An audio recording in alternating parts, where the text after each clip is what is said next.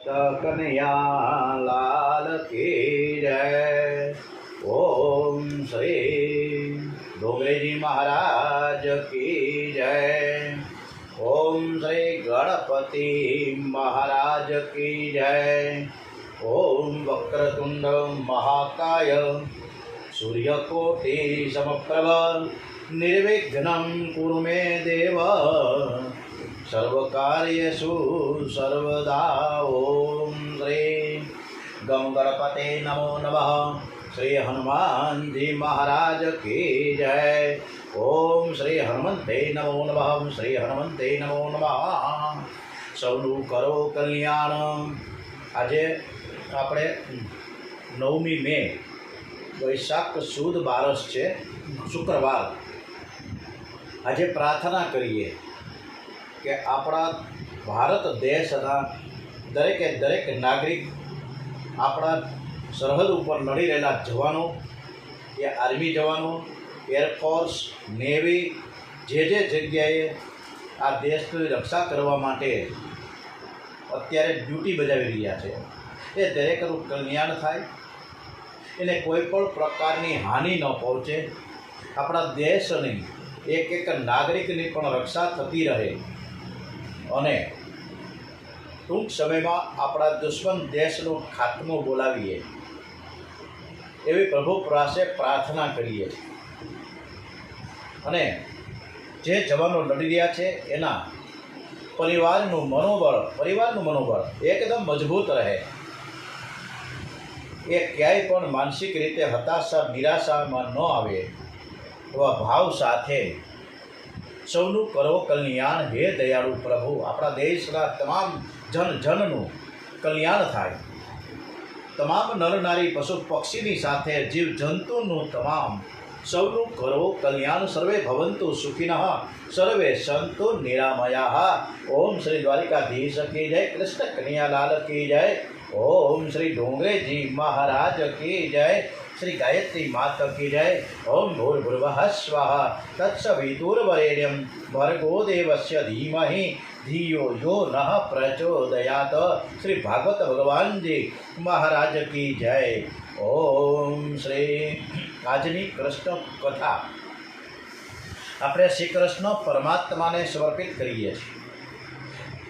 આજથી શરૂ થતી જ્યાં સુધી આ યુદ્ધ ચાલુ છે ત્યાં સુધી આ તમામ કથાના અંશો આપણે શ્રી કૃષ્ણ પરમાત્માને સમર્પિત કરીએ, દેશને સમર્પિત કરીએ અને આ કથાનું જે વાંચન થાય, જે સાંભળવામાં આવે છે, જે સાંભળે છે એ તમામનું પુણ્ય શ્રેય આપણે શ્રી કૃષ્ણ ભગવાનને અર્પણ કરીએ કે આપણા દેશની રક્ષા કાજે અમે આ ભાગવત કથાનું જે વાંચન છે, પઠન પાઠન છે, આ ગાથા છે, એ તમને સમર્પિત કરીએ। શ્રી કૃષ્ણ કનૈયાલાલ કી જય। સૌ જીવોમાં એક જ પરમાત્મા છે અને જે પરમાત્માને ઓળખવાનો પ્રયત્ન જ કરતા નથી। આપણી બાજુમાં હોવા છતાં પણ આપણે ઓળખી શકતા નથી। મરેલો કોઈ દિવસ પાછો ન આવે અને જીવતો પોતાના માટે રડે એ સાચું છે। પોતાના માટે કે હું ક્યાંથી આવ્યો, મારું લક્ષ્ય શું છે, મારે શું કરવું જોઈએ, એના માટે રડે। એક મરે છે તેની પાછળ બીજો પણ રડે છે। કોઈ પણ વ્યક્તિ ગુજરી જાય એટલે એના સગા સ્નેહી મિત્ર મંડળ ખૂબ જ વિષાદ થાય, એના ગ્લાનિ થાય, આઘાત લાગે એટલે એ રડે। એક મરે છે તેની પાછળ બીજો રડે છે, પણ રડનારો એવો વિચારતો નથી કે જે ગયો છે ને એ પાછો નથી આવતો અને આપણે કહેવા પણ નથી આવતો કે મારે કેટલી બધી નરકની યાતનાઓ ભોગવવી પડે છે। જો એ બધાને કહેવા આવી જાય ને તો તરત જ માનસિકતા એકદમ સ્ટ્રોંગ થઈ જાય ને ભગવાનનું ભજન શરૂ થઈ જાય, પણ એવું થતું નથી। પણ એવું નથી વિચારતો કે આ માણસ, આ મારો મિત્ર, આ મારા સગાવાલા ગયા છે, ગુજરી ગયા છે, મારે પણ એને પાછળ એક દિવસ તો જવાનું જ છે। તમે દિવસમાં એકવાર જરૂર તમારા મરણને સુધારો, મરણને યાદ કરો એકદમ કે મારું મૃત્યુ આગામી 7 દિવસમાં સોમ મંગળ બુધ ગુરુ, શુક્ર શનિ અને રવિ દરમિયાન છે, તો આ 7 દિવસમાં ગમે ત્યારે મારું મૃત્યુ થવાનું છે. તો આપણને આ જે મનખો એટલે કે આ જે શરીર મળ્યું છે, જે મોંઘા મોલો છે, 84 લાખ યોની પસાર થતાં જીવન મરણના ફેરા ફરતા આપણે આ મનુષ્ય દેહ મળ્યો છે, તો એને કાંઈક સારી રીતે જીવી લઈએ. તો મનખો મળ્યો છે મોંઘા મોલનો.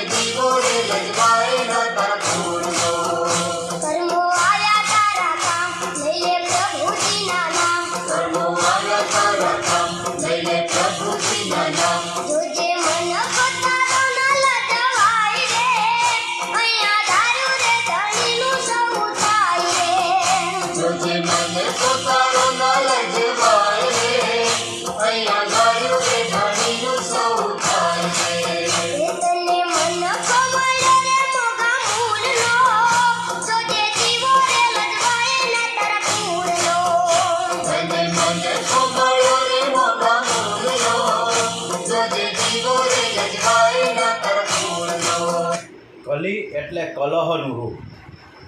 જે ઘરમાં કૃષ્ણ કીર્તન થતું હોય, જે ઘરમાં કૃષ્ણ કથા રામ કથા થતી હોય, એ ઘરમાં કલી પ્રવેશ કરી શકે નહીં. યુધિષ્ઠિર અને ભીમસેન આ બધી વાતો આરસપરસમાં કરી રહ્યા છે. હવે એ જ અરસામાં અર્જુન દ્વારિકાથી આવે છે. એના ચહેરા ઉપર એકદમ ગ્લાનિ છે, વિષાદ છે, ચહેરો પડી ગયો છે, એના ચહેરા ઉપર તેજ નથી. એ જોઈને યુધિષ્ઠિર પૂછે છે કે અર્જુન, આ બધું જ તારું ચહેરા ઉપરનું તેજ ક્યાં વયું ગયું? તે આંગણે જે આવ્યા હોય એ કોઈ પણ અતિથિ હોય, એ કોક દિવસ અતિથિને જમાડ્યા વગર તે ભોજન તો નથી કર્યું ને? તે ક્ષત્રિય ધર્મને કલંક લાગે એવું તો કંઈ કામ તો નથી કર્યું ને? દ્વારિકામાં બધા કુશળ તો છે ને? શ્રી કૃષ્ણ, બળદેવ અને સગા સંબંધીઓ બધા કુશળ તો છે ને? અર્જુન કંઈ બોલી શકતો નથી. એની આંખોમાંથી આંસુ સરી પડે છે. મોટા ભાઈ, હું તમને શું કહું? મારા પ્રભુએ મારો ત્યાગ કર્યો છે. શ્રી કૃષ્ણે પાંડવો ઉપર કરેલા ઉપકારને અર્જુન યાદ કરે છે. જેણે આજ સુધી આપણું રક્ષણ કર્યું છે, જે મને સખા તરીકે માનતા હતા, તે પ્રભુ આજે તે પ્રભુ સ્વધામમાં ગયા છે. અંતકાળે પ્રભુ મને સાથે ન લઈ ગયા. એમણે કહેલું કે તું સાથે આવ્યો નથી તો હું સાથે તને ક્યાંથી લઈ જાઉં? મેં તને ગીતાનું જ્ઞાન આપ્યું છે, તે જ તારું રક્ષણ કરશે. મોટાભાઈ, આજ સુધી મારા કૃષ્ણ મારી સાથે હતા, તેથી કોઈ દિવસ મેં હાર નથી જોઈ. પણ કૃષ્ણ વિરહમાં હું આવતો હતો ત્યારે કાબા લોકોએ મને રસ્તામાં લૂંટી લીધો. હવે મને સમજાઈ ગયું કે મારામાં જે શક્તિ હતી એ મારા કૃષ્ણ પરમાત્માની હતી. આજે તેના જવાબથી મારી શક્તિ પણ ચાલી ગઈ છે. મહાભારતની લડાઈમાં મહારથીઓને જે મહારથીઓને મેં યુદ્ધમાં હરાવ્યા, ત્યારે આ મને જે વનમાં જંગલમાં કાબા લોકો મળ્યા, એ મને શું હરાવી શકે? એનું ગજું પણ શું કે મને લૂંટી શકે? મોટાભાઈ, પ્રભુના તે અનંત ઉપકારો આજે મને યાદ આવે છે. શ્રી કૃષ્ણે લાક્ષાગ્રમાં, યુદ્ધમાં વગેરે સ્થળોએ આપણું રક્ષણ ખૂબ કર્યું છે. અર્જુન કૃષ્ણ વિરામમાં શ્રી કૃષ્ણની કૃપા યાદ કરતા રડે છે. મોટાભાઈ, દ્રૌપદીના સ્વયંવર વખતે મેં મસ્ત વેધ કર્યો હતો. એ શક્તિ મારા દ્વારિકા નાથની હતી. મોટા મોટા રાજાઓ પણ મસ્ત વેદ ન કરી શક્યા, પણ મસ્ત વેદ કરનાર આ કર્ણ પણ મસ્ત વેદ કરવા માટે આવ્યો હતો.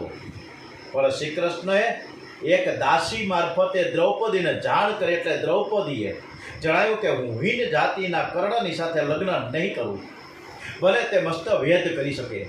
મોટાભાઈ, મારામાં હિંમત ન હતી, પણ મારા શ્રી કૃષ્ણની પ્રેરણાથી મારામાં હિંમત અને શક્તિ આવી. દુર્યોધને તો માન્યું હતું કે માંડવો લાક્ષાગૃહમાં બળી ગયા છે, એમ માનીને શ્રાદ્ધ કરી નાખ્યું. એણે મને જીવિત જોઈને આશ્ચર્ય પામ્યો હતો. દુર્યોધન, હું શ્રી કૃષ્ણની પ્રેરણાથી જ સ્વયંવરમાં આકાશમાં ફરતી એ માછલીને વીંધી શક્યો. મોટાભાઈ, કુરુક્ષેત્રમાં એમણે મને ગીતાનો ઉપદેશ કર્યો. એમણે મને એક વખત કંઈક માંગવાનું કહેલું, ત્યારે મેં યુદ્ધમાં મારી જીત થાય એવું પ્રભુ પાસે માંગ્યું હતું. મને લાગે છે કે મને માંગતા ન આવ્યું. કિરાતના વધ વખતે હું શંકરની સાથે યુદ્ધ કરી શક્યો, એ પણ શ્રી કૃષ્ણના પ્રતાપે જ કરી શક્યો. મોટાભાઈ, દુર્યોધને કપટની કરી અનેક વાર કપટ કરી આપણો નાશ થાય એ હેતુથી દુર્વાસા ઋષિને આપણે ત્યાં મોકલા હતા. અને એ સમયે આપણે પૂરા સંકટમાં હતા, ચિંતાનો કોઈ પાર ન હતો. એ વખતે શ્રી કૃષ્ણ આવીને ભાજીના એક જ નાનકડા પાનથી અક્ષય પાત્ર ભરી દીધું હતું. પ્રભુએ એ સમયે આપણને મોટા સંકટમાંથી ઉગાર્યા. મને બરોબર યાદ છે કે દુર્યોધને 4 મહિના દુર્વાસાને પોતાને ત્યાં રાખ્યા, જમાડ્યા. દુર્વાસાએ પણ પ્રસન્ન થઈ ગયા હતા અને દુર્યોધને કીધું કે તું કંઈક વરદાન માંગ. અને ત્યારે દુર્યોધને કીધું કે હે ઋષિ મુનિ, અમારા કુળમાં યુધિષ્ઠિર મોટા છે, તમે 10,000 શિષ્યોની સાથે ત્યાં તમે જાઓ અને તમે એના ભોજનનો લાભ આપો. દુર્યોધન કપટી છે, વિચાર કરે કે ગઈકાલનો મહારાજના 11નો ઉપવાસ છે. ગઈકાલે મોહિની એકાદશી હતી, આજે 12 છે.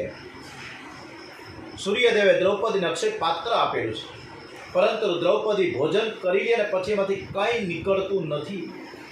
આ બ્રાહ્મણોને પાંડવોની પાસે પહોંચતા સમય લાગશે અને એ વેળાએ દ્રૌપદીએ ભોજન કરી લીધું હશે, એટલે અક્ષય પાત્રમાંથી કંઈ નીકળશે નહીં અને દુર્વાસાને ભોજન નહીં મળે એટલે પાંડવોને શ્રાપ આપશે. તેથી તેઓની દુર્ગતિ થશે. આમ દુર્યોધને બુદ્ધિપૂર્વક તરકીબ કરી હતી. મને ખબર છે, સંતની સેવા જો સદભાવથી કરવામાં આવે તો જ એ સફળ થાય છે. કુભાવથી કે લૌકિક ભાવથી કરેલી સેવા સફળ થતી નથી. દુર્યોધને 4 મહિના સુધી દુર્વાસાની સેવા કરી જમાડ્યા. એનું પુણ્યને ખરેખર જરૂર મળત, પરંતુ દુર્વાસાની સેવા છે ને કપટ ભાવથી કરી અને પાંડવોનો વિનાશ ઈચ્છો, જે એના નાશમાં પરિણત થયો. આજે પણ પાકિસ્તાને આપણા દેશ ઉપર એક ચમકલું કર્યું. એના એક ચમકલામાં આપણા નિર્દોષ લોકો માર્યા ગયા. હવે એનું પરિણામ પાકિસ્તાને કેવું ભોગવવું પડે છે અને ભોગવાશે એ તો સમય આવીએ ખબર પડે. દુર્યોધનના કહેવા પ્રમાણે દુર્વાસા પોતાના 10,000 શિષ્યોની સાથે યુધિષ્ઠિરને ત્યાં પહોંચ્યા અને કહે છે કે અમે ભૂખ્યા છીએ, તમારે ત્યાં ભોજન કરવા આવ્યા છે. યુધિષ્ઠિર એમને ગંગા સ્નાન કરીને આવવાનું જણાવ્યું. તમે ગંગા સ્નાન કરી આવો, ત્યાં સુધીમાં અમે રસોઈ તૈયાર કરી લેશું. પાંડવો ચિંતાતુર બન્યા છે. આજે દ્રૌપદીએ ભોજન પણ કરી લીધું. અક્ષય પાત્રમાં કંઈ બચ્યું નથી. અક્ષય પાત્ર તો ઊંધું વળી ગયું. પાંડવો અને દ્રૌપદી ચિંતાતુર કે 10,000 બ્રાહ્મણોને જમાડવા કઈ રીતે, એમને કોઈ ઉપાય જડતો નથી. દ્રૌપદીનું હૃદય ભરાઈ ગયું. જો ભોજન નહીં થાય અને ભોજન આ દુર્વાસા ઋષિને ઋષિમુનિઓને નહીં મળે ને તો આપણને બધાને શ્રાપ મળશે. દુર્વાસા બહુ જ ક્રોધી છે. દ્રૌપદી દ્વારિકા નાથને યાદ કરે છે, પોકારે છે કે હે નાથ, આજે અમે ખરા સંકટમાં આવ્યા છીએ. આ દિન સુધી તમે મારી અનેક વખત લાજ રાખી છે, આજે પણ તમે અમારી લાજ રાખજો. જગતમાં અમારી લાજ જશે ને તો તમારી હાંસી થશે, અમારું કંઈ નહીં જાય. શ્રી કૃષ્ણે દ્રૌપદીને આદરવાળી સાહેબી. શ્રી કૃષ્ણ ભગવાનનો શ્રી કૃષ્ણને શરણે ગયા છે. કોઈ પણ દુઃખ આવી પડે, વિપત્તિ આવે, સમસ્યા કે પ્રશ્ન આવે તો ભગવાનની પાસે આપણા ધર્મસ્થાન ઉપર તો બેસી અને ભગવાનને કાલાવાલા કરીને આપણી સમસ્યા, આપણા દુઃખ એને સમર્પિત કરીએ કે અમે તમારા શરણે છીએ. દ્રૌપદી પણ શ્રી કૃષ્ણ ભગવાનને શરણે ગયા. શ્રી કૃષ્ણ શરણમ મમ, શ્રી કૃષ્ણ શરણમ મમ, શ્રી કૃષ્ણ શરણમ મમ, શ્રી કૃષ્ણ શરણમ મમ, શ્રી કૃષ્ણ શરણમ મમ, શ્રી કૃષ્ણ શરણમ મમ. દ્રૌપદી હાથ જોડીને ભગવાનની સાથે પ્રાર્થનામાં તન્મય થયા છે. આજે પણ આપણે ઘરે ઘરે પ્રાર્થના કરીએ કે આપણે દેશની રક્ષા રહે, આપણો કોઈ પણ જવાનની ક્યાંય પણ નુકસાની ન થાય, આપણો એક એક નાગરિક સલામત રહે, એ માટે પ્રાર્થના કરીએ. અને એ પ્રાર્થના ખૂબ જ, હે પ્રભુ, હે પરમાત્મા, કે અમારા દેશનું તમે રક્ષણ કરજો, અમારા જવાનોનું રક્ષણ કરજો. દ્રૌપદી હાથ જોડીને દીનવદને બોલી છે કે નાથ, ઘરમાં કંઈ ખાવાનું નથી. 10,000 બ્રાહ્મણો સાથે દુર્વાસા મુનિ આવ્યા છે, એને જમાડવા છે, એની તમે વ્યવસ્થા કરો. ત્યારે ભગવાન આવીને દ્રૌપદીની સામે ઊભા રહી ગયા કે દ્રૌપદી, પહેલાં તું મારી તો વ્યવસ્થા કંઈક કર, મને ખૂબ જ ભૂખ લાગી છે.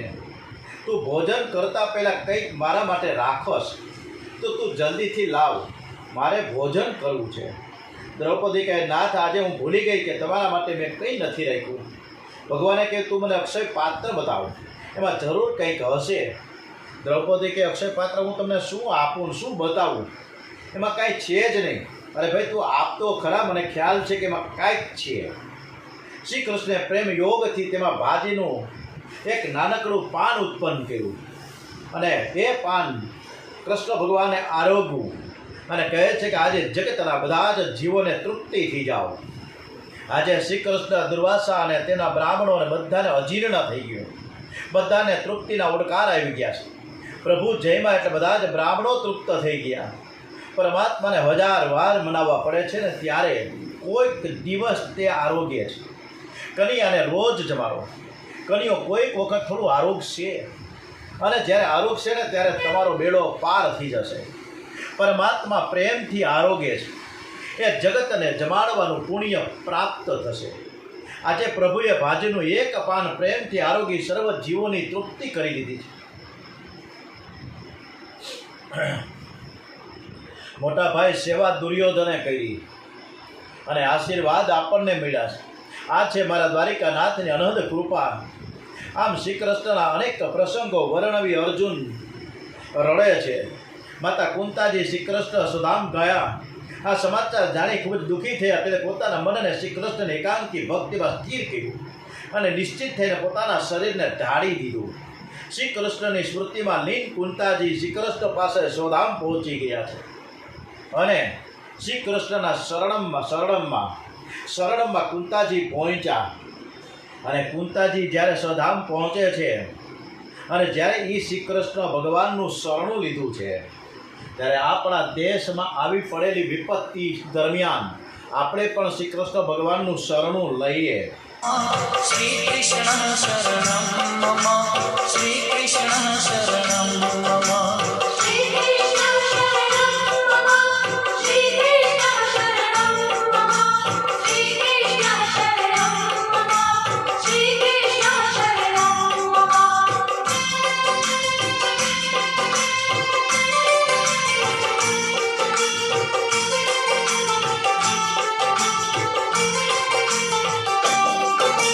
કદમ કેરી ડાળો બોલે શ્રી કૃષ્ણ શરણમ મમ, જમના કેરી પાળો બોલે શ્રી કૃષ્ણ શરણમ.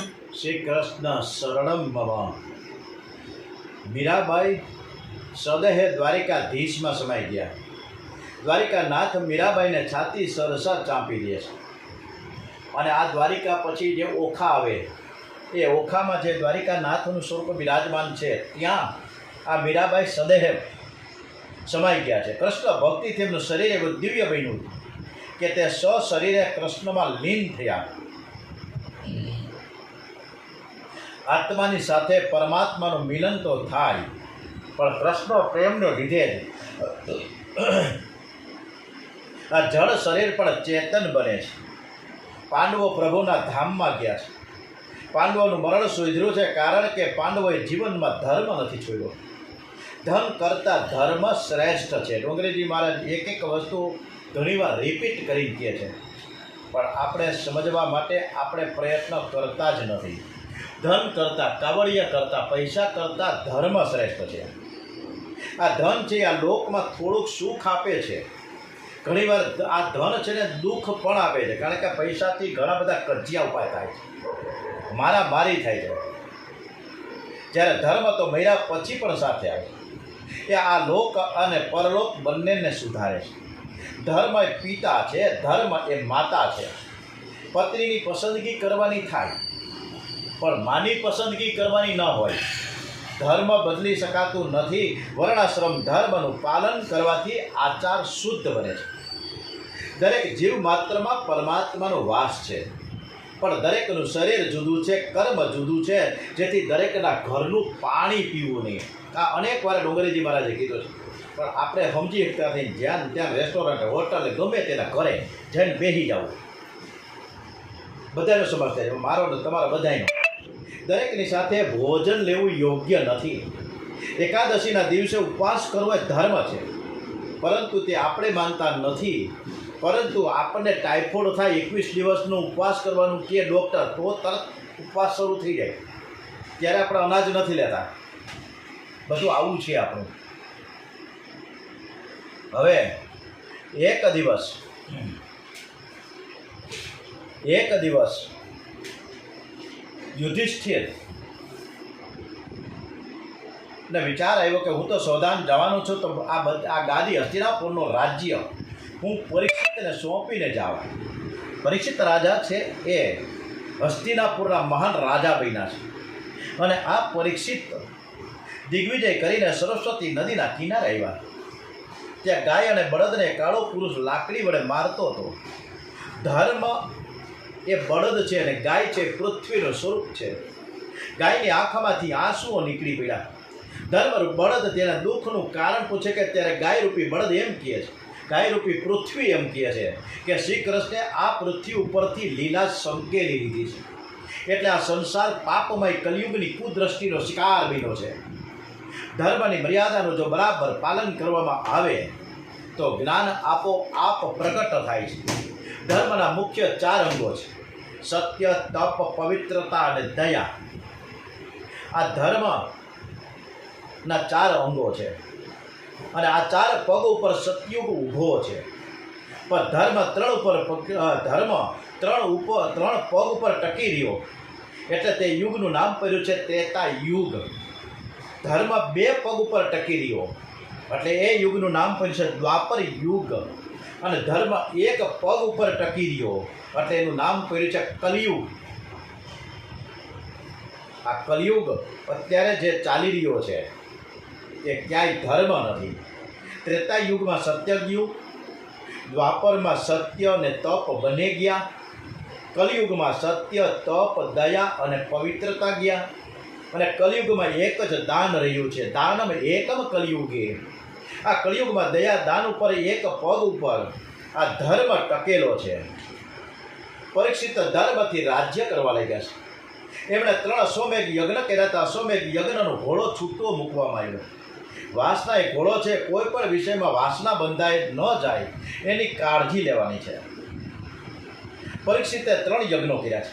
ઇન્દ્રિય, શરીર અને મનોગત વાસનાનો નાશ થાય એ માટે 3 યજ્ઞો છે.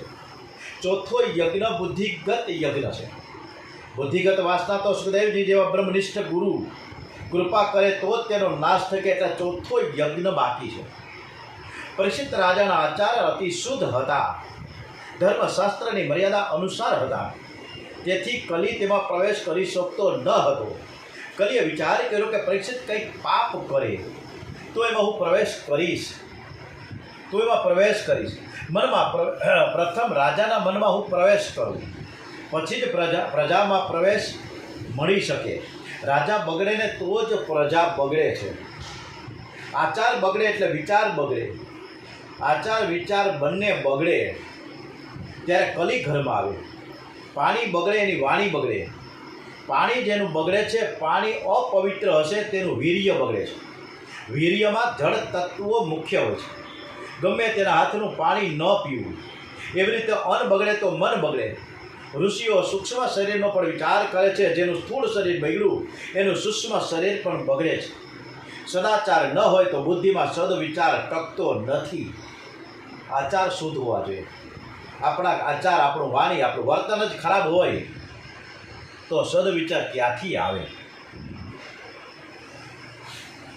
પરીક્ષિતે એક પગ ઉપર ભેલા બળદને જોયો. એક શુદ્ર હાથમાં લાકડીથી તે બળદને મારતો હતો. બળદ એક પગ ઉપર ઊભો હોવાથી તેઓ દુઃખી હતો.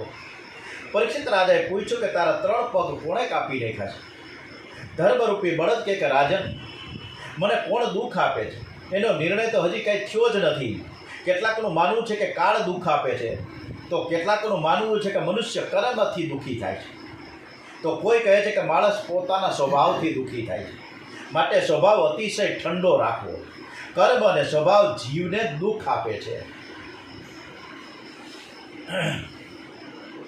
હવે એક દિવસ રાજા પરીક્ષિતને જિજ્ઞાસા થઈ કે દાદાએ મારા માટે શું શું રાખ્યું છે, તો લાવ જોઈ તો લઉં. એક બંધ રૂમમાં તાળું ખોલીને અંદર બધું જોયું તો એક મોટી બધી પેટી ખોલી તો સોનાનો મુકટ હતો. પરીક્ષિતે વગર વિચારે તે મુકટ માથે મૂક્યો હતો અને આ મુકટ સોનાનો હતો. કારણ કે કલીએ માગ્યું હતું કે મને સોનામાં તમે મને સ્થાન આપો. ત્યારે પરીક્ષિત રાજાએ એને સ્થાન આપ્યું હતું સોનામાં પણ. ધર્મરાજાએ તે મુકટ લેવાની સલાહ આપી હતી કે આને અડવું નહીં. કારણ કે ભીમ છે ને સહદેવને રડાવી તે મુકટ લઈ આવ્યો હતો. એટલે આ ધન છે ને અનીતિનું હતું. અનીતિનું ધન વારસદારોને દુઃખી કરે છે. આ મુકટ છે ને જરાસંઘનો હતો એટલે અનીતિનો આવ્યો. એ મુકટ અધર્મથી આવ્યો હતો એટલે તેના દ્વારા કલીએ પરીક્ષિતની બુદ્ધિમાં પ્રવેશ કર્યો હતો. મુકટ પહેરી પરીક્ષિત જંગલમાં શિકાર કરવા નીકળ્યા છે. આપણા શાસ્ત્રમાં લખ્યું છે કે કોઈ પણ વસ્તુનો ઉપયોગ કરતાં પહેલાં વિચારો કે શુદ્ધ છે કે અશુદ્ધ છે. અપવિત્ર સમયે કોઈ વસ્તુ આવે તો તેને કાળનો દોષ લાગે છે. શાસ્ત્રોમાં એવું વર્ણન આવે છે કે કોઈની પથારીમાં પણ સૂવું નહીં. બીજાની પથારીમાં સૂવાનો પ્રસંગ આવે તો તમારું વસ્ત્ર તે પથારીમાં પાથરીને તેમાં પ્રભુના નામની 5 માળા કરો. જ્યારે રામેશ્વરની અમારી કથા હતી ફેબ્રુઆરી એન્ડ અને માર્ચની શરૂઆતમાં પૂરી થઈ 5મી માર્ચે, ત્યારે એક પરિવાર મને કદાચ અમરેલીના હતા, મને બહુ એક્ઝેક્ટ યાદ નથી, ના ભૂલી ગયો. ત્યારે એણે જે ટંકડી હતી એનો જે થેલો હતો એમાંથી 3 વસ્તુ કાઢી. એક ઓઢવા પાથરવા માટેનો ઓછા, અને એક એની ચાદર, અને એક ઓશિકા માથે રાખવાનું એક કવર. આ 3 વસ્તુ ફરજિયાત દરેક યાત્રા વખતે ભેગા થઈ જતા કાયમ. હું કોઈની પથારી ઉપર સૂતો જ નથી, ક્યારેય નહીં, નેવા. અને કોઈનું કંબલ કે કોઈની ચાદર ઓઢીને નથી સૂતો, અને કોઈના ઓશિકા પર સીધું ડાયરેક્ટ માથું નથી રાખતો. પહેલાં મારું આ જે કવર છે, કપડાનું આવરણ છે, એ પહેલાં રાખું ને પછી સૂવું છું. બહુ આનંદ આવ્યો એની વાત ઉપરથી. કદાચ કે ગમે એટલું મારે વજન થાય પણ આ 3 વસ્તુ હું ક્યારેય ચૂકતો નથી. એટલે શાસ્ત્રમાં એવું કીધું છે કે કોઈની પથારીમાં સૂવું નહીં. બીજાની પથારીમાં સૂવાનો પ્રસંગ આવે તો તમારું વસ્ત્ર એ પથારીમાં પહેલાં પાથરવું અને પછી સૂવું. અને સૂતા પહેલાં 5 આપણા ઈષ્ટદેવ, આપણા કુળદેવીનું સ્મરણ કરવું, 5 માળા કરવી. એ પથારીને પવિત્ર કરીને પરમાત્માની સાથે સૂઈ જાઓ. જો પથારીમાં કોઈ પાપ કર્યું હશે તો તે પાપના પરમાણુ આપણામાં આવશે અને એ કદાચ મનને બગાડશે. પણ પછીથી મનને બગાડે છે, અને મનને બગાડે પછી એની શુદ્ધિ નથી થઈ શકતી. રાજાએ વિચાર કર્યો કે વિચાર કરતા હતા, શિકાર કરતાં કરતાં ખૂબ જ આગળ નીકળી ગયા. મધ્યાહન કાળે રાજાને ભૂખ તરસ લાગી.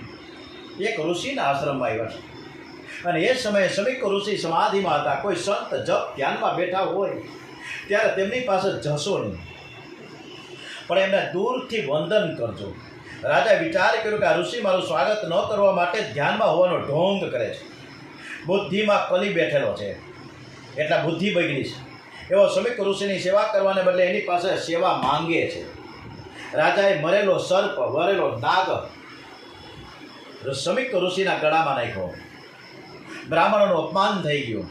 બીજાનું અપમાન કરનાર પોતે પોતાની જાતનું અપમાન કરે છે, બીજાને છેતરનારો પોતાની જાતને છેતરે છે, કારણ કે આત્મા સર્વમાં એક છે. રાજાએ શમીક ઋષિના ગળામાં મરેલો સાપ નાખ્યો નથી, પરંતુ પોતાના ગળામાં જીવતો નાગ નાખ્યો છે. સર્પ છે કાળનું સ્વરૂપ છે. શમીક ઋષિના પુત્ર શૃંગી ઋષિના વાતની ખબર પડી. થયું કે આ દુષ્ટ રાજાના મનમાં શું સમજે છે. એક બ્રાહ્મણનું અપમાન કરે છે. જગતમાં હજુ બ્રહ્મ તેજ નથી ગયું. હું રાજાને જરૂર શ્રાપ આપીશ. શૃંગી રાજાને શ્રાપ આપે છે કે તે મારા પિતાના ગળામાં મરેલો સાપ નાખ્યો ને. હવે આજથી 7મા દિવસે 7મા દિવસે તને તક્ષક નાગ કરડશે, તારું મૃત્યુ થશે. રાજા પરીક્ષિતે મહિલા આવ્યા પછી માથા ઉપરથી મુગટ ઉતાર્યો. એમણે પોતાની ભૂલ સમજાઈ કે મેં આજે ઘોર પાપ કર્યું છે, મેં આજે એક ઋષિનું અપમાન કર્યું છે. બુદ્ધિ બગડે ને એટલે સમજવાનું કે કંઈક અશુભ થવાનું છે. ભૂલે ચૂકે પણ પાપ થઈ જાય તો તે માટે જરૂર શરીરને સજા કરજો. પાપ થાય એ દિવસે ઉપવાસ કરજો. રાજા પરીક્ષિતે જીવનમાં એક જ વાર પાપ કર્યું, પણ પાપ કર્યા બાદ પાપ કરીને આવ્યા, ખબર પડી, એના નિશ્ચિત થયું, ચિંતન થયું, મંથન થયું કે મારાથી ભૂલ થઈ ગઈ છે, પાણી પણ પીધું નહીં. અને એ વખતે રાજાએ સાંભળ્યું કે મને ઋષિપુત્રનો શ્રાપ લાગ્યો છે. પરિસ્થિતિ કે જે થયું તે સારું થયું છે. પ્રભુએ મને મારા પાપની સજા કરી છે. હું સંસારના વિષય સુખમાં ગળા ડૂબ હતો, એટલે જ પ્રભુએ મને સાવધ કરવા માટે કૃપા કરી છે. જો મને શ્રાપ દીધો હોત તો મારું મન વૈરાગ્ય તરફ વળત નહીં. મારું મન વૈરાગ્ય તરફ વળે એ માટે જ આ શ્રાપ મળ્યો છે મને. રાજા પોતાનું ઘર છોડીને at a time on the spot બધું જ રાજમહેલ છોડીને ગંગા કિનારે આવ્યા છે. ગંગા સ્નાન કર્યું છે, અન્ન જળનો ત્યાગ કર્યો છે. ભગવત સ્વરણમાં ઓમ નમો ભગવતી વાસુદેવાય, ઓમ નમો ભગવતી વાસુદેવાય, ઓમ નમો ભગવતી વાસુદેવાય. ભગવત સ્વરણમાં મન પહેરવું છે, પયો વ્રત લીધું છે. મોટા મોટા ઋષિઓને ખબર મળતા વગર આમંત્રણ આવ્યા છે, કારણ કે હસ્તિનાપુરનો રાજા હતા પરીક્ષિત હવે રાજા નથી, રાજશ્રી બન્યા છે. એમના વિલાસી જીવનનો અંત આવ્યો. રાજાના જીવનમાં પલટો આવી ગયો. એટલે દરેક ઋષિઓ રાજાને મળવા આવ્યા છે. પરીક્ષિત દરેક ઋષિ મુનિનું સ્વાગત કરે છે, પૂજા કરે છે. પરીક્ષિત દરેક ઋષિઓની પાછળ માથું નમન વંદન કરીને પોતાને કરેલું પાપ જાહેર કરે છે. આજકાલ લોકો પાપને છુપાવે છે અને પુણ્યને જાહેર કરે છે. પાપને છુપાવતા નહીં અને પુણ્યને પ્રગટ કરતા નહીં કે હું આવું કરું છું. જે કરો છો એ મુબારક છે, પરંતુ જે કાંઈ ખોટું કામ થયું હોય એ તો જાહેર કરો. પાપને જાહેર કરશો તો જ પાપની આદત છૂટશે. હું અધમ છું, મારો ઉદ્ધાર કરો. મારું મરણ સુધરે એવો તમે બધા જ કાંઈક ઉપાય બતાવો. આજથી 7મા દિવસે મારું મૃત્યુ નિશ્ચિત છે. મેં મરણ માટે કોઈ તૈયારી કરી નથી. મને મુક્તિ મળે એવો કંઈક ઉપાય બતાવો. હવે દિવસો થોડા છે અને તેથી તમે આવી મોટી બધી લાંબી જ્ઞાનની વાતો કરીશું ને તો દિવસો આમનામ પૂરા થઈ જશે. મને એવી વાત કરો, એવી કથા કહો, મને એવો કંઈક ઉપાય કહો કે જેથી હું પરમાત્માના ચરણોમાં લીન થઈ જાઉં. મને એવી કથા સંભળાવો કે જેનાથી મને મુક્તિ મળી જાય. જન્મ મુનિ જતન કરાહી, જન્મ મુનિ જતન કરાહી, અંત રામ કહી આવત નાહી. ઋષિઓ વિચાર કરવા લઈ જશે. અનેક વર્ષોથી અમે તપશ્ચર્યા કરીએ છીએ, છતાં અમને ચિંતા તો એ છે કે મુક્તિ મળશે કે નહીં. અને રાજાને માત્ર 7 જ દિવસમાં મુક્તિ જોઈએ કેવી રીતે શક્ય નથી. એથી કોઈ ઋષિ પરીક્ષિતને ઉપદેશ આપવા તૈયાર ન થયા. કોઈનામાં બોલવાની હિંમત ન રહી. પરીક્ષિત વિચાર કરે, ભલે જગતના જીવો મારો ત્યાગ કરે પણ હું મારા કૃષ્ણના શરણે જઈશ. જરૂર નારાયણ મારી ઉપર કૃપા કરશે. પરમાત્મા સિવાય હવે મારું કોઈ નથી. પરીક્ષિતે ભગવાન શ્રી કૃષ્ણનું શરણ લીધું. કહેવા લાગ્યા કે હે કૃષ્ણ, હે પ્રભુ, હે પરમાત્મા, હું પાંડવોના વંશનો છું. હું પાપી છું પણ તમારો છું. મેં કોઈ સત્કર્મ કર્યા નથી. આ બ્રાહ્મણો પણ મને ઉપદેશ આપવા તૈયાર નથી. હું અધમ છું. હે પરમાત્મા, તમે ગર્ભમાં સુદર્શનથી મારું રક્ષણ કર્યું, મારું જીવન સુધાર્યું, હવે તમે મારું રક્ષણ કરો. પરમાત્માએ સુખદેવજીને પ્રેરણા કરી છે. સુખદેવજી એમને એમ નથી આવ્યા ડાયરેક્ટ. વ્યાસજીએ નથી કીધું કે તમે ગંગા કિનારે જાઓ, દીકરાને એમ નથી કીધું કે ત્યાં જઈને તમે કથા કરો, પરંતુ પરમાત્માની પ્રેરણાથી સુખદેવજી અને એવું કહેવામાં આવ્યું કે આ ચેલો બહુ જ લાયક છે, એટલે પરીક્ષિતનું મરણ સુધારવા તમે ત્યાં પહોંચો ગંગા કિનારે. આથી સુખદેવજી પધાર્યા છે પરીક્ષિતનો જન્મ સુધારવા માટે. દ્વારિકાનાથ પોતે આવ્યા છે. જ્યારે મુક્તિ આપવાનો અધિકાર શિવજીનો છે અને શિવજીના અવતારે સુખદેવજી ત્યાં પધાર્યા છે. વાસનાનું વસ્ત્ર પડી ગયું છે. સુખદેવજી દિગંબર છે. 16 એકદમ વર્ણન થઈ રહ્યું છે સુખદેવજી મહારાજનું. કેવા અદ્ભુત વેશમાં સુખદેવજી મહારાજ આવી રહ્યા છે. વાસનાનું જે વસ્ત્ર પડી ગયું છે. સુખદેવજી એકદમ દિગંબર, 16 વર્ષની ઉંમર છે, અવધૂતનો વેશ છે. કેળ ઉપર કંદોરો નથી તો લંગોટી ક્યાંથી હોય. ઘૂંટણ સુધી લાંબા હાથ છે, વિશાળ વક્ષ સ્થળ છે. દ્રષ્ટિ નાસિકાના અગ્રભાગ ઉપર સ્થિર છે. મોઢા ઉપર વાળની લટોલ વિખરાયેલી છે. વર્ણ કૃષ્ણ જેવો શ્યામ છે, અતિ તેજસ્વી છે. રસ્તા ઉપરના બાળકો નાગોબાઓ કહીને ધૂળ ઉડાડે છે. સુખદેવજી મહારાજની કંઈ ભાન નથી. વૃત્તિ બ્રહ્માકાર છે. બ્રહ્મનું ચિંતન કરતાં કરતાં દેહનું ભાન ભૂલ્યા છે. સુખદેવજી સૂર્યનારાયણના પ્રકાશની જેમ સભામાં પધાર્યા છે. વ્યાસજી પણ એ સભામાં હતા. બધા જ ઊભા થઈને બોલીએ શ્રી સુખદેવજી મહારાજ કે જય. સુખદેવજી મહારાજને વંદન કરે છે. સુખદેવજી વ્યાસ ઉપર બિરાજમાન છે. પરીક્ષિતે આંખો ઉગાડી. મારો ઉદ્ધાર કરવા માટે ઈશ્વરે, મારા કૃષ્ણએ સુખદેવજીને મોકલા છે. નહીંતર મારા જેવા વિલાસી, મારા જેવા પાપી જીવને તેઓ ત્યાં આવે નહીં. પરીક્ષિતે પોતાનું પાપ, પોતાનું કરેલું ખરાબ કર્મ કે મેં મરેલો સાપ એક ઋષિના ગળામાં રાખ્યો જાહેર કર્યું છે. પોતાનો ઉદ્ધાર કરવા વિનંતી કરી છે. એવા સુખદેવજીને સાષ્ટાંગ પ્રણામ કરીને કહે છે કે હું અધમ છું, મારો ઉદ્ધાર કરો. જેનું મરણ નજીક આવેલું છે તેને શું કરવું જોઈએ? સુખદેવજી મહારાજ અને પરીક્ષિત રાજા શું કહે છે? પોતાનું કલ્યાણ થાય કે મને નાગ ન કરડે અને મને મુક્તિ મળી જાય એવું નથી કીધું, પરંતુ જેનું મરણ નજીક આવ્યું છે એણે શું કરવું જોઈએ? મનુષ્ય માત્રનું કર્તવ્ય શું છે? એણે શાનું શ્રવણ, કોનો જપ કરવો જોઈએ, કોનું ભજન કરવું જોઈએ, કોનું સ્મરણ કરવું જોઈએ, એ ઉપાય બતાવો. આવું સરસ મજાનું પૂછ્યું છે. સુખદેવજીનું હૃદય પીગળું છે. ચેલો લાયક છે. અધિકારી શિષ્ય મળે તો ગુરુને પણ થાય કે હું મારું સર્વસ્વ એને અર્પણ કરું. ગુરુ બ્રહ્મનિષ્ઠ અને નિષ્કામ હોય અને શિષ્ય પ્રભુ દર્શન માટે આતુર હોય. 7 દિવસ તો હું 7 મિનિટમાં પણ પ્રભુના દર્શન થઈ શકે છે. બાકી ગુરુ લોભી અને ચેલો લૌકિક સુખની લાલચથી આવ્યો હોય તો ગુરુ ચેલો બંને નરકમાં પડે છે. લોભી ગુરુઓ, લાલચી ચેલા, દોનું કા નરક में ઠેલા. સુખદેવજી મહારાજ કહે છે કે રાજન, તું શા માટે ગભરાય છે? હજી 7 દિવસ તારા હાથમાં બાકી છે. હું તારી પાસે કંઈ નથી લેવાયું, પણ તને હું કંઈક આપવા આવ્યો છું. હું નિરપેક્ષ છું. મને જે પરમાત્માના દર્શન થયા છે તેના દર્શન હું તને કરાવવા આવ્યો છું. ભગવાન એવમ ભાષિત પુષ્ટ સ રાજ્ઞા શ્લક્ષણયા ગિરા પ્રત્યભાષત ધર્મજ્ઞો ભગવાન બાદરા યણિ. આ બાદરા યણિ શબ્દ ખૂબ સરસ રીતે આ ભાગવતના શ્લોકમાં લખ્યો છે. બાદરા યણિ. ભગવાન બાદરા યણીને બદલે સુખદેવજી શબ્દ લખ્યો હોત તો ચાલત, પણ ભાગવતમાં એક પણ શબ્દ વ્યર્થ નથી લખવામાં આવ્યો. સુખદેવજીનો પરિપૂર્ણ વૈરાગ્ય બતાવવા માટે આ શબ્દ વાપર્યો છે. બાદરમ અયનમ યસ્ય સહ બાદરા યણ. મહર્ષિ વ્યાસ આખો દિવસ જપ તપ કરે છે અને ભૂખ લાગે ત્યારે માત્ર 24 કલાકમાં બોર ઉપર જ રહે છે. એક જ વખત બોર ખાય. બોર ઉપર રહેતા હતા, તેથી તેનું નામ બાદરા યણ પડ્યું. વ્યાસજીનું નામ છે બાદરા યણ. વ્યાસજીનો આવો વૈરાગ્ય હતો. અને જ્યારે સુખદેવજીને તો બોર પણ યાદ આવતા નથી. સુખદેવજીનું આવરણ પણ ચાલ્યું ગયું હતું. દિગંબર અવસ્થામાં સુખદેવજી વ્યાસજીના પુત્ર હોવાથી બાદરા યણી આ શબ્દ વાપર્યો. જ્યારે બોર શબ્દ આવે ને ત્યારે સંતરામ મહારાજ યાદ આવી જાય નડિયાદમાં. બહુ અદ્ભુત છે સંતરામ મહારાજ.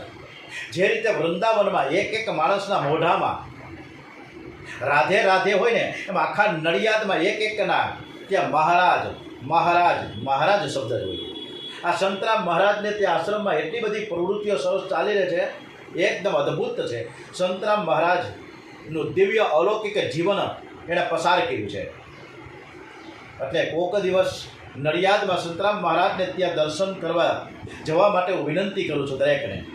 સુખદેવજી મહારાજ કહે છે કે રાજન, ગભરાતા નહીં, મારા નારાયણનું તમે સ્મરણ કરો. જે સમય વીતી ગયો એનું તમે સ્મરણ ન કરતા.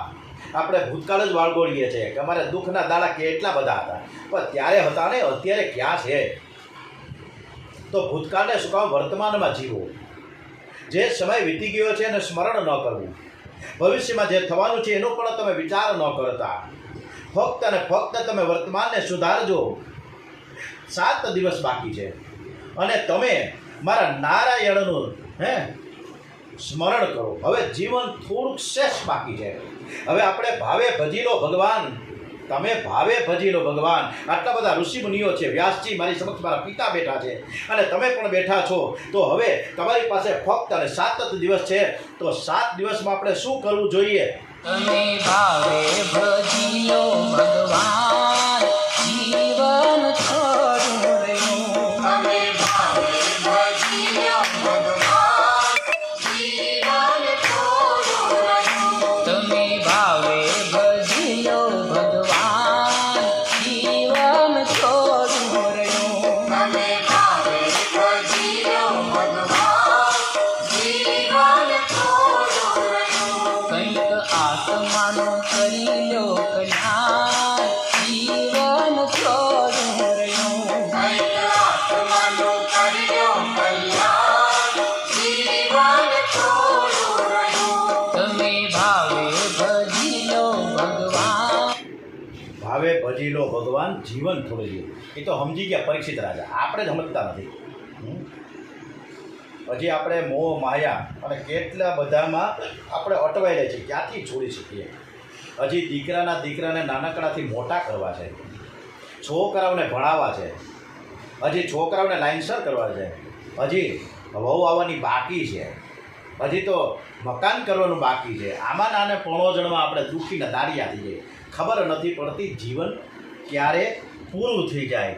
એટલે વારંવાર ડોંગરેજી મહારાજ અને સુખદેવજી મહારાજ એક જ શબ્દ વાપરે છે કે ભાવે ભજી લો ભગવાન, જીવન થોડું રહ્યું. ભાવે ભજી લો ભગવાન, જીવન થોડું રહ્યું. સવારના 8 વાગે મહેશભાઈ અમે ક્યાંથી તમારી કથામાં જોડાય? ટાઈમ જ નથી. અમે તો સવારના પોરમાં ઓલા છોકરાને જવું હોય કામ ધંધે એટલે અમે ટિફિન કરીએ. એમાંથી ક્યાંથી નવરા થાય? તો ઓલો ઘોડિયામાંથી છોકરો ઉઠી ગયો ત્યારે હિચકવા બેસી જાય. એટલે અમે ક્યાંથી નવરા થાય? ક્યાંથી કથા વાર્તા સાંભળીએ? ક્યાંથી બે માળા થાય? અને આમ નામ સમય પસાર થઈ જાય છે, ખબર નથી પડતી. અને સુખદેવજી મહારાજ જ્યાં પધાર્યા છે કથા કરવા માટે, એટલે એ પરમાત્માની કૃપાથી, પરમાત્માની પ્રેરણાથી આવ્યા છે. અને જે સ્થળે આવ્યા છે એનું નામ છે શુક્રતાલ. અને હરિદ્વારથી દિલ્હી જતા અથવા તો દિલ્હીથી હરિદ્વાર જતા વચ્ચે રસ્તામાં આવે છે મુઝફ્ફરનગર.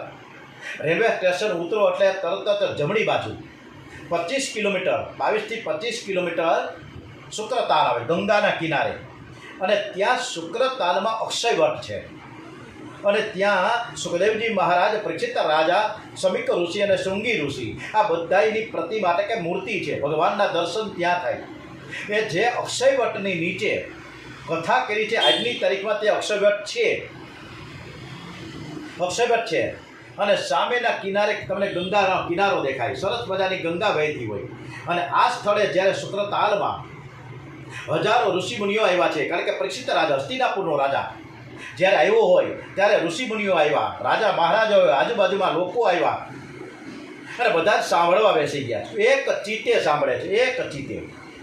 ત્યારે એ વખતે જંગલ હતું અને એ જંગલમાં પણ બધા વન્ય પ્રાણી પણ હોય, પશુ પંખીઓ પણ હતા. એને પણ એ મજા આવી કે આ પરીક્ષિત મહારાજ અને સુખદેવજી મહારાજ કથા કરે છે, હાલો ને અમે પણ કથા સાંભળવા જઈએ.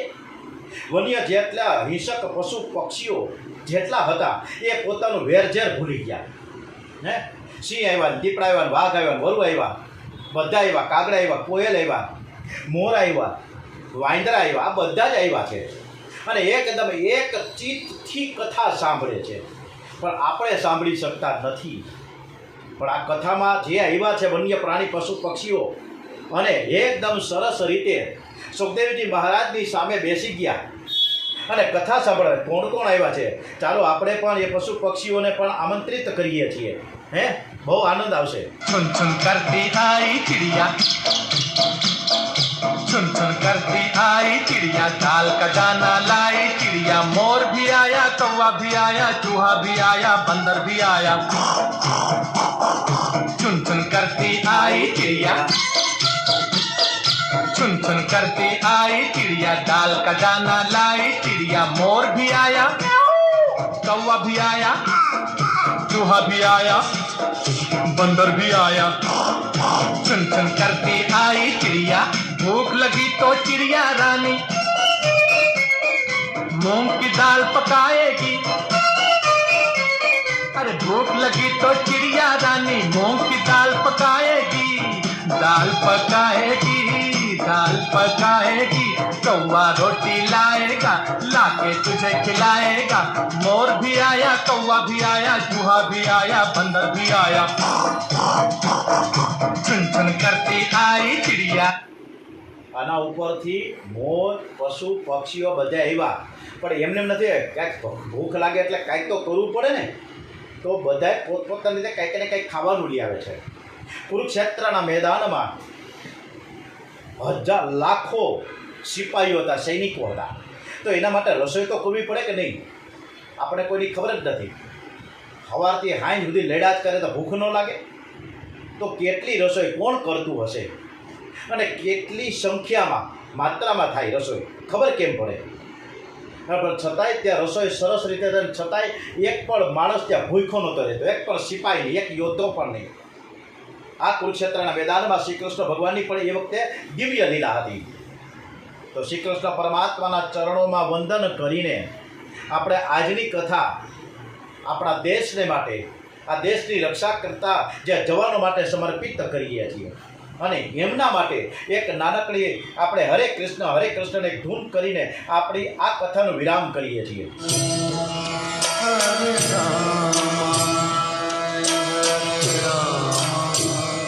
રામ રામ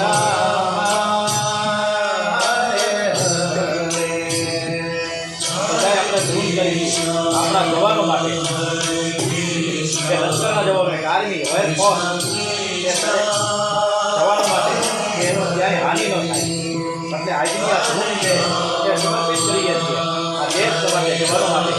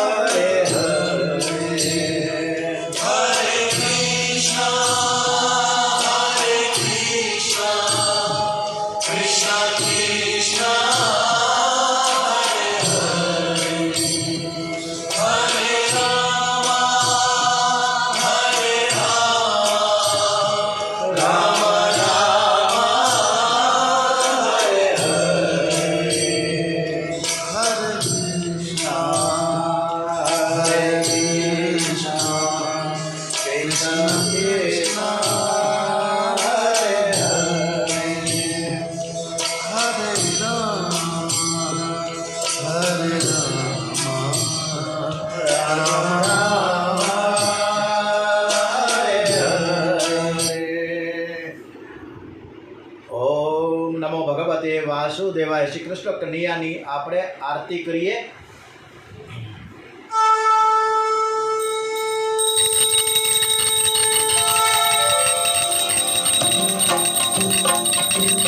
जय कान्हा काला प्रभु जय कान्हा काला मीठी मोर